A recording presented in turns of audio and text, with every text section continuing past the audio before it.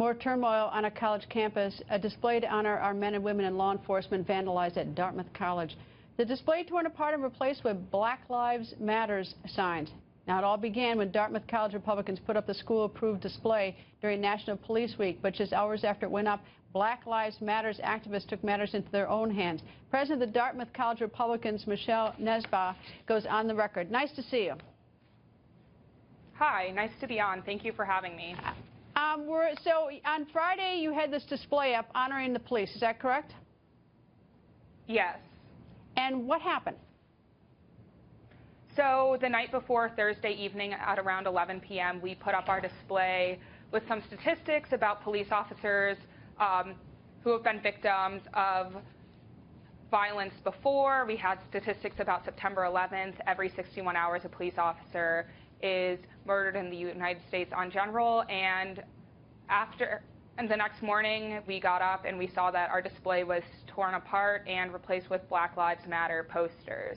Later that day, we went through, we talked to the administration, and there was a lot of mixed signals. Around 5 p.m., we were told that we were not allowed to replace our display because throughout the entirety of the day, 25 Black Lives Matter protesters were standing in front of the billboards. Not only did they replace our billboard with their display, they also replaced all of the other billboards in the Student Center with Black Lives Matter posters and posted pictures of our club members' faces with Sons of Old Dartmouth written over it.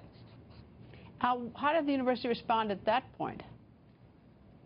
So through the entirety of the afternoon on Friday, the administration had very mixed signals to us. They initially told us we would be allowed to replace our poster, but by 5 p.m. this had drastically changed, and with the consultation of other administrative branches and safety and security, we were told we were not allowed to replace our display because they feared for some safety concerns, and we would be allowed to return at 2 a.m. when the Student Center had closed to replace our display. But during the entirety of Friday and Saturday, we had heard very little from the administration, and so we decided on Friday evening to write a letter to the president of the college, the student body in general, and the board of trustees to get some understanding as to where the administration stood.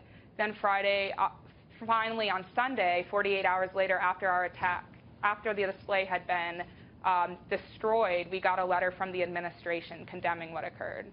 All right. Now, back in November, there was a situation that Black Lives Matter had some display, and there was something ripped apart there, right? Was this considered? I mean, was this a retaliation for that? I mean, is there any connection between those two events? It's very hard to tell. What happened in November was very different. The display was only altered slightly. It was very late at night, and it's very hard to tell. But one thing for sure about that event is the administration took a much quicker and much stronger stance on what occurred. In addition to what the administration wrote about our organization's display on Sunday, they expedited the process of Black Lives Matter protesters to put up a display right next to ours. So that was something that was really a double standard in this situation and from the school's administration. Michelle, thank you very much for joining us.